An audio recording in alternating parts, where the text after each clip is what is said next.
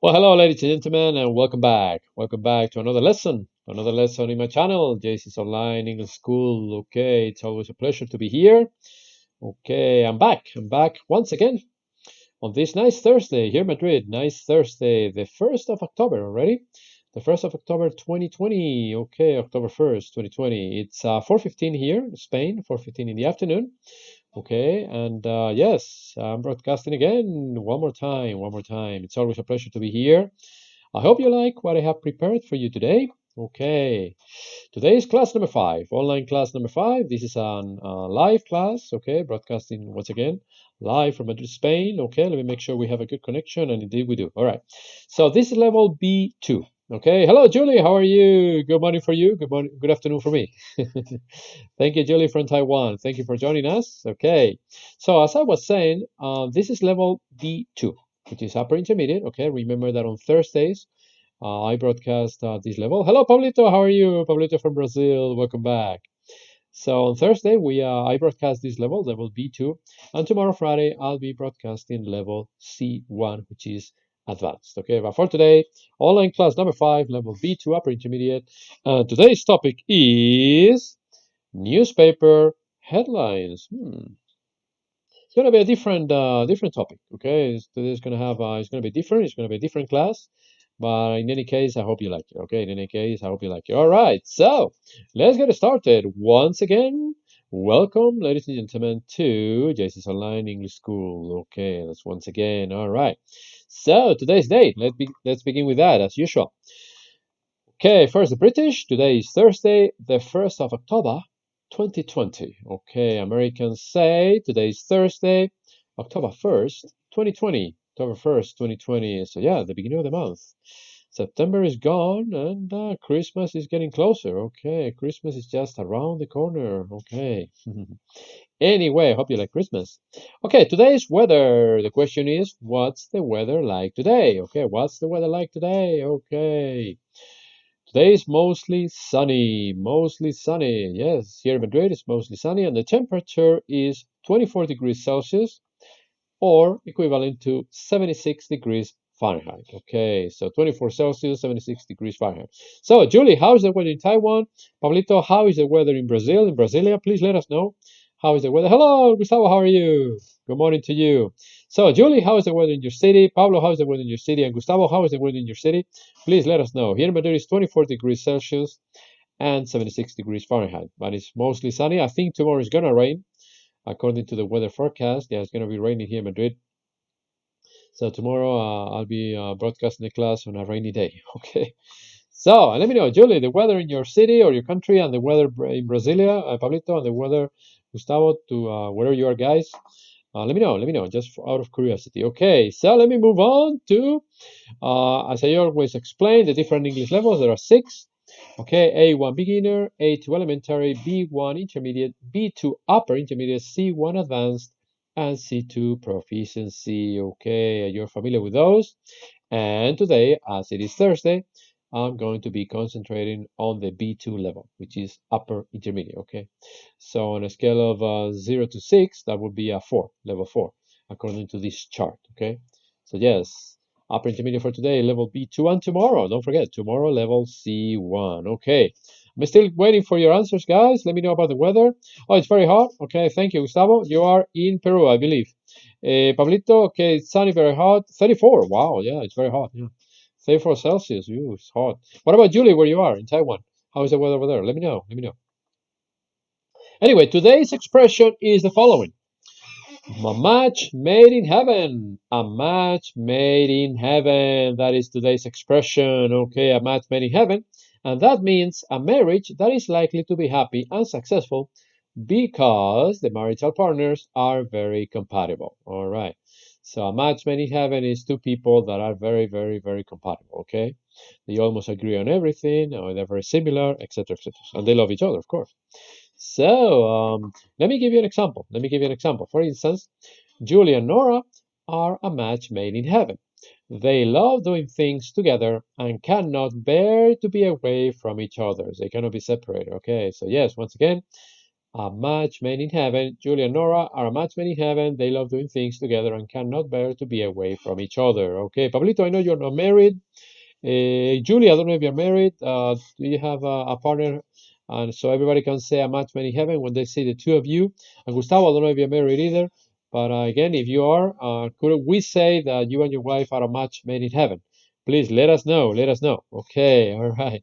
I'm not married, so I cannot say that. Nobody can say that of me. Hello, Israel. How are you? Okay, all right. Welcome back. Long time no see, man.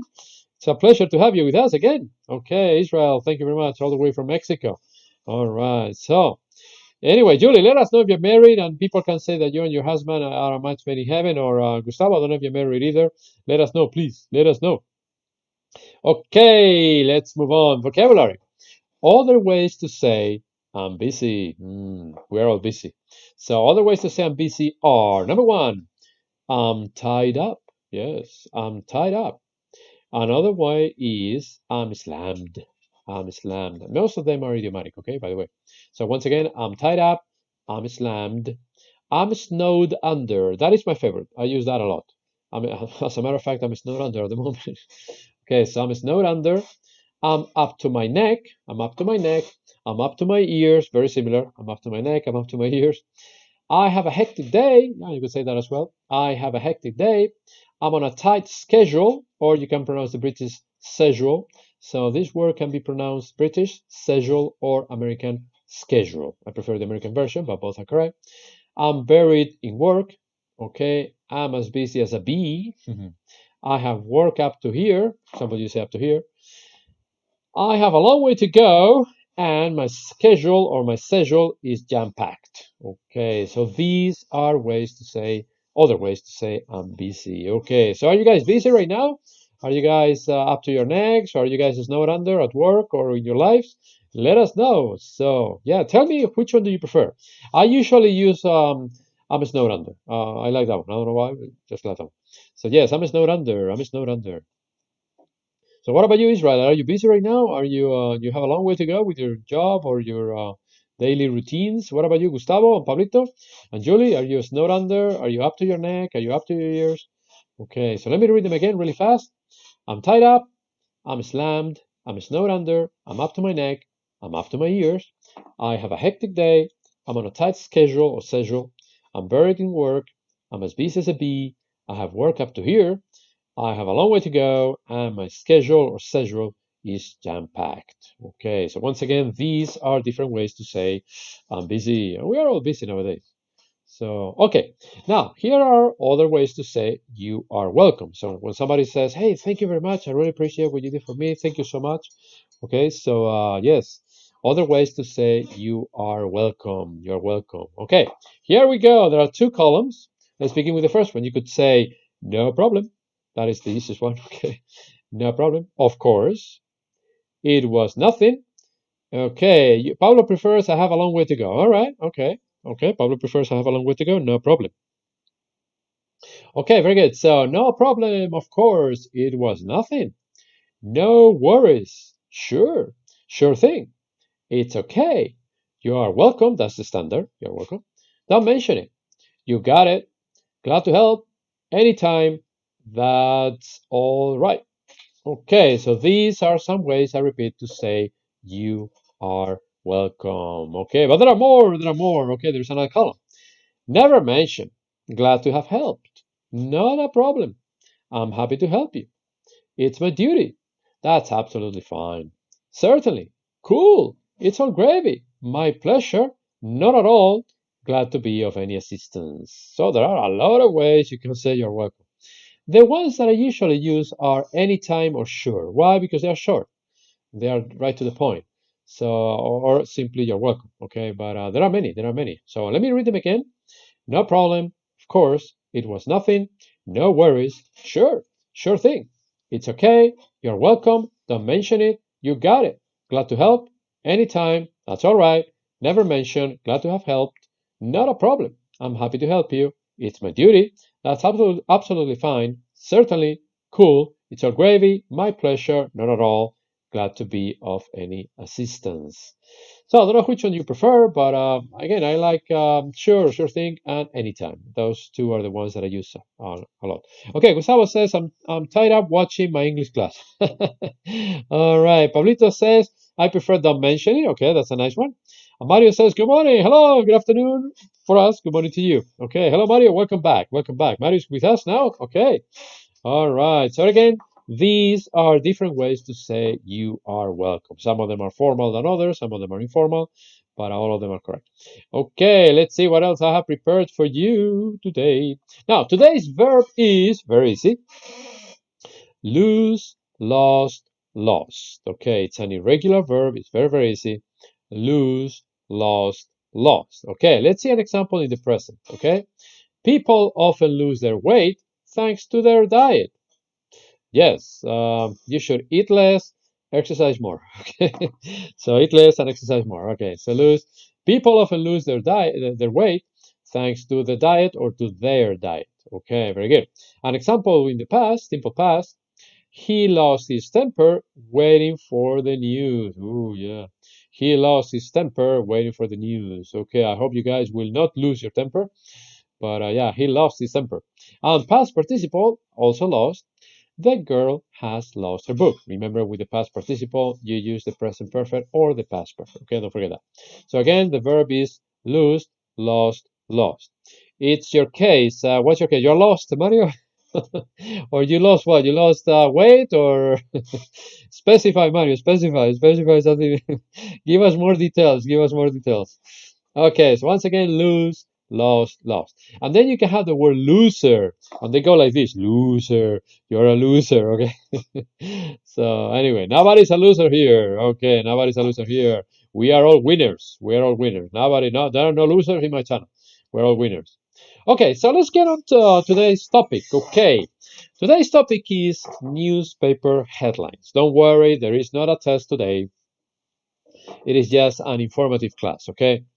So newspaper headlines. I don't know how many of you read the newspaper, mostly on the internet nowadays. I read it on my mobile phone, but I don't buy a newspaper, so I read them on my mobile phone. Anyway, newspaper headlines. Let me explain to you because it's a very interesting topic. Okay, now let me ask you a question. Have you ever read an item of news in a newspaper? Who hasn't? If you haven't, you may not imagine how difficult it can be. And if you have, I have, you may not have understood a lot. Why? Because sometimes they are like telegraphic news. They don't use proper 100% grammar. Okay, so yes, headlines, newspapers are kind of tricky to read. Okay, so here is an explanation in this lesson. Here is an explanation on newspaper writing. Okay, read it carefully because there are many cases. Okay, and afterwards, check your level of understanding by reading some news. Okay, get a newspaper and try to read some news. Okay, you'll see then that it's not that difficult once you listen to my lesson. Okay, once I explain it. All right, so are you ready? Let's get started. Okay. Now, newspaper headlines are not always complete sentences. As I said before, they're kind of telegraphic. Okay. Many headlines consist of noun phrases with no verbs. So they try to save as many words as possible. Okay. Sometimes they have a very short space and they try to save as much as possible, as much as they can. All right. So, for example, let me give you an example. You will see more power cuts, more power cuts. And it is equivalent to there are more power cuts or there will be more power cuts. Okay, but you will not read there will be or there are. You will read simply in capital letters more power cuts. That's what you will read. Okay, so this is an example. There are many. Okay, let me give another one. Terror alert in capital. Terror alert in capital. So the correct grammar should be there is or there was a terror alert in the capital. Okay, that is the correct grammar. But as you can see, that sentence is much longer. Okay, so it's almost as twice as long. So you will see the headline, terror alert in capital. Okay, so it's like I said, it's like a telegraphic sentence. Okay, so let's move on because there are many cases. Now, articles and the verb be, articles such as the or the, and the verb to be are often left out in headlines. In other words, they don't use them. Okay, they're implicit, but they don't use them. For example, Robert's painting obscene, says minister. Okay, you will read that. Robert's painting obscene in capital letters, says minister. So the correct sentence should be, the Roberts painting is obscene, says the prime minister. But they leave out the article the as well as the verb to be. Okay, so the headline should read again, Roberts painting obscene, says minister. Okay, and again, if you don't believe me, get a newspaper and you will see what I mean. Let me give you another example. Old woman scales Everest. Old woman scales Everest. This is just an example, okay? So the correct sentence grammatically should be, an old woman has scaled Mount Everest. You need the comma, by the way. The comma is not necessary, but anyway, the correct sentence should be, an old woman has scaled Mount Everest. However, the headline will read, old woman scales Everest. Okay, so remember, articles and the verb to be are left out. Okay, another case.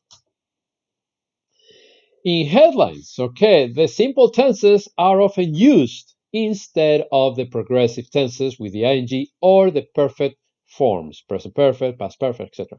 So the simple present is used for both present as well as past events, okay? They normally use the present, simple present. For example, former PM passes away, former PM, Prime Minister. Former PM or Prime Minister passes away, the correct sentence should be, former prime minister has passed away. That would be with the present perfect. However, they use the simple present in the headlines, okay, instead of the present perfect. It's more direct.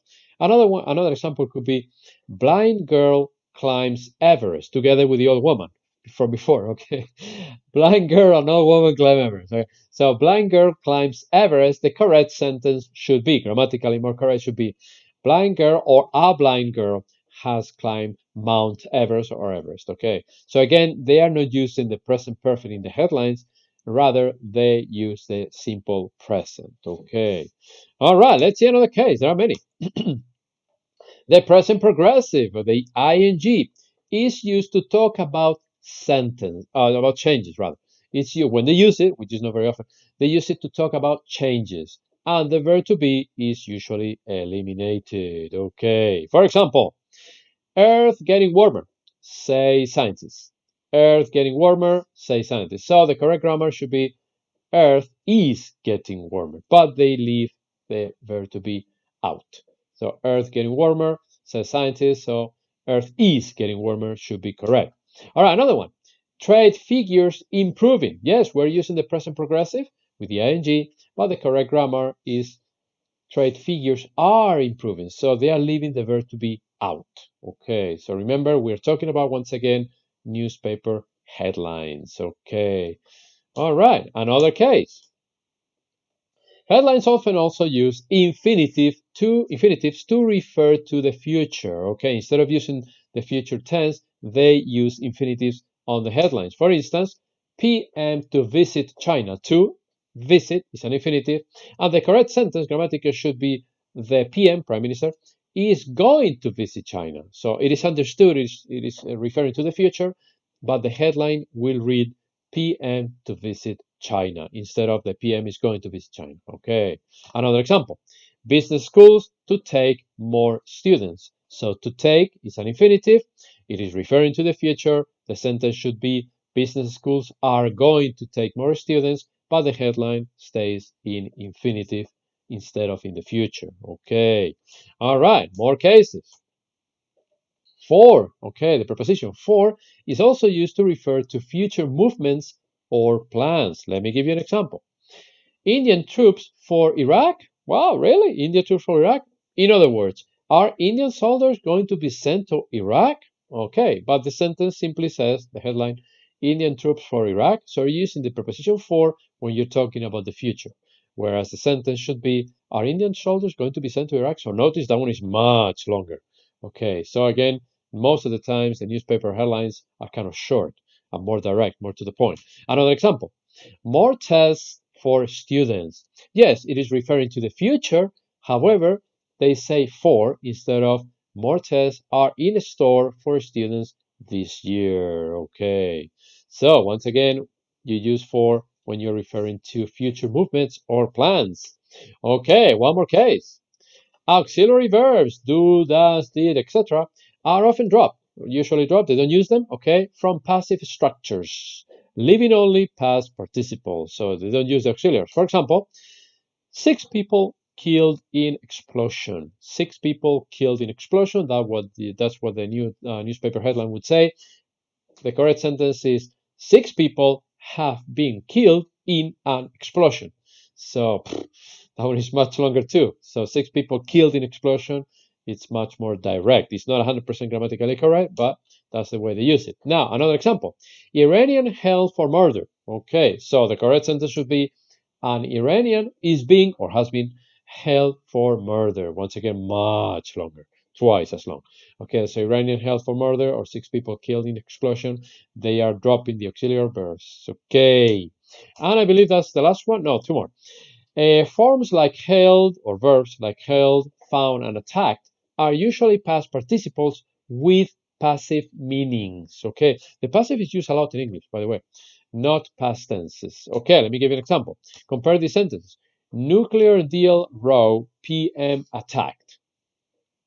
So the sentence should be PM has been attacked because of a nuclear deal fight. However, in the sentence that the newspaper headline indicates, it is acting as a passive meaning. However, grammatically, it is a present perfect. Okay, so it's totally different. All right, however they use it. Another one. Nuclear deal raw, PM attacks opposition. Okay, the correct sentence should be PM has attacked, present perfect, his opposition because of a nuclear deal fights. Okay, so I believe this is the last one. The next one, I hope I'm not bored. Yeah, this is the last one. I promise. I promise. Don't be bored. This is the last one. Now, a column. You don't say 2 points, by the way, in English. In Spanish, we say 2 points, but in English, you say column. Okay, so don't say 2 points, please. You say column. A column is often used to separate the subject of a headline from what is said about it. So sometimes you will find a column. For instance, power crisis, government to act. Power crisis column, government to act. The equivalent grammar sentence should be the government is going to act over the power crisis. But again, it's much longer. So power crisis, colon, government to act. And if you have a colon and a comma, you call it semicolon. Okay, in English you call it semicolon. But don't say point, comma, or 2 points. Don't say that in English, okay? Colon, 2 points, and point, comma. In English, they say semicolon. Let me give you another example. Building collapse. Death toll rises.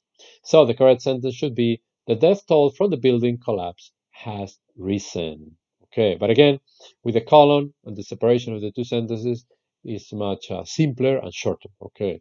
All right, so this is all about newspaper headlines. I encourage you to get a newspaper soon.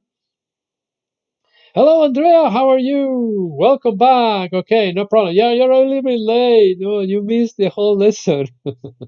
You missed the whole lesson, Andrea. I just finished with the headline, the newspaper headlines.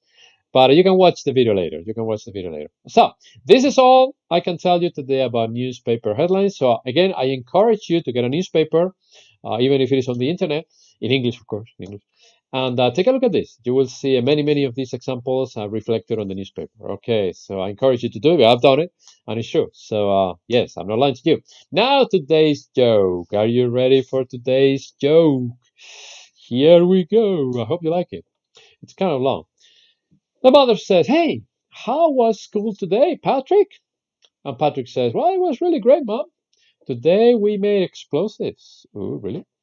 And the mother says, "Oh, they do very fancy stuff with you these days. And what will you do at school tomorrow?" And Patrick says, "What school?"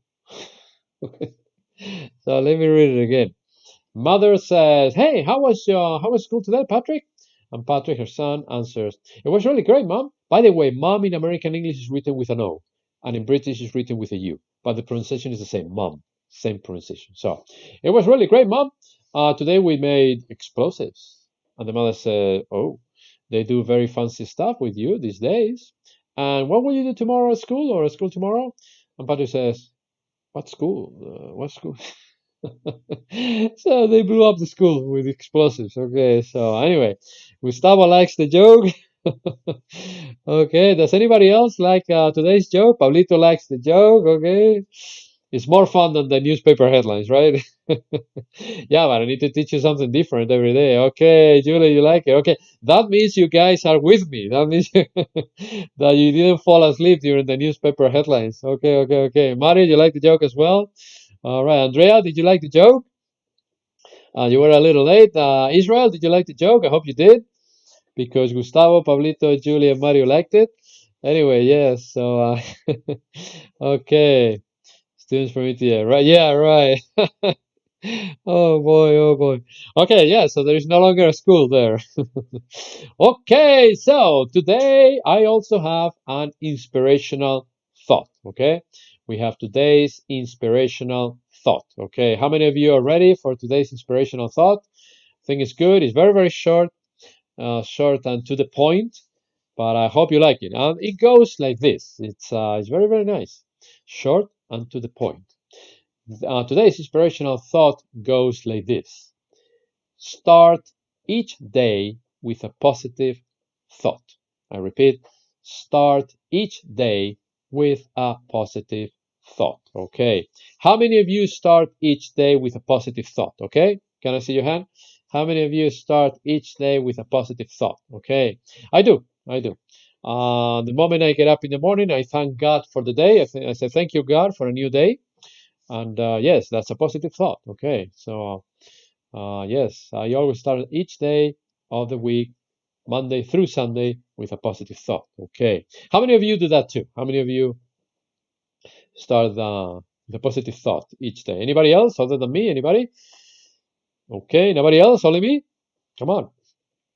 How many of you start with a positive thought every day? Anybody? Pablito, do you start with a positive thought? Mario, Julie, Gustavo, Andrea? Okay, Mario, okay, you do good. All right, you do too. Very good, very good. Anybody else? So Mario and I, Julie, okay. How about you, Pablito? Do you start each day with a positive thought? I hope you do. Okay, how about you, Israel? Israel, are you still with us? I hope you are. Andrea, do you start each day with a positive thought? Okay, Pablito, good advice. Yes, yes, it is. Yes, it is. Good advice. So, yes, ladies and gentlemen, let's try. I know sometimes it's hard. I know we all have good and bad days, obviously. Um, Mario says, every day I'm a very positive person. That's good. All right, Gustavo too. All right, very good. You try. Pablito tries. Good, good, good. Yeah, we should try. At least we should try. So, like I said, some days are harder than others, but anyway, we should try to start each day with a positive, because if we start each day with a negative thought, forget about it. Forget it. We'll be depressed from from minute number one. Okay, from the moment we wake up in the morning. All right. So yes, that's all for today, folks. To learn more, don't forget to subscribe to my channel, JC's Online English School. All right. We have over 500 subscribers. I think it's 543, if I remember correctly. So yes, the channel is growing. Thanks to you. I really appreciate it. I really appreciate your effort and your time to spend with me. And so, yes, the channel is growing. Thank you. Thank you very much. Thank you very much. Okay, don't forget to hit the like button if you like the video. I hope you did. And share it with as many people as possible so they can also learn about the newspaper headlines. Okay, and read the joke and today's inspirational thought as well. All right. If anybody wants private classes, right now I have one at 5 o'clock. In about 15 minutes, I have another class. As a matter of fact, I have 4 today, 4 classes. So my schedule is getting busy. I'm getting snowed under. Not 100% yet, but yeah, my schedule is getting busy. More and more people are calling me, and so there's going to be a moment when I can say, "Hey, I'm sorry, no more classes." But no more private class. But right now, I still have a few openings. I still have not many, but I still have a few openings. So if any one of you is interested, let me know as soon as possible. So yes. Thank you so much for your attention, ladies and gentlemen. Have a wonderful day, and that's all for today. Yeah, that's all, folks. So, yes, you are very welcome, Pablito. It's been a pleasure being with you. You're very welcome, Gustavo. Yes, you're very welcome, Mario. I'll see you tomorrow. I'll be back tomorrow with level C1, level C1, which is advanced. And tomorrow I'm going to teach you a very interesting grammar lesson. I hope you like it. It's going to be good. It's going to be good. God's blessings and a positive thought make a happy day. Yes, very good, very good. Excellent, excellent, Gustavo. I like that sentence. Very good. Thank you very much. So, thank you very much for everything, guys. God bless you. And I'll see you tomorrow with level C1 advanced at the same time, 4:15. Goodbye.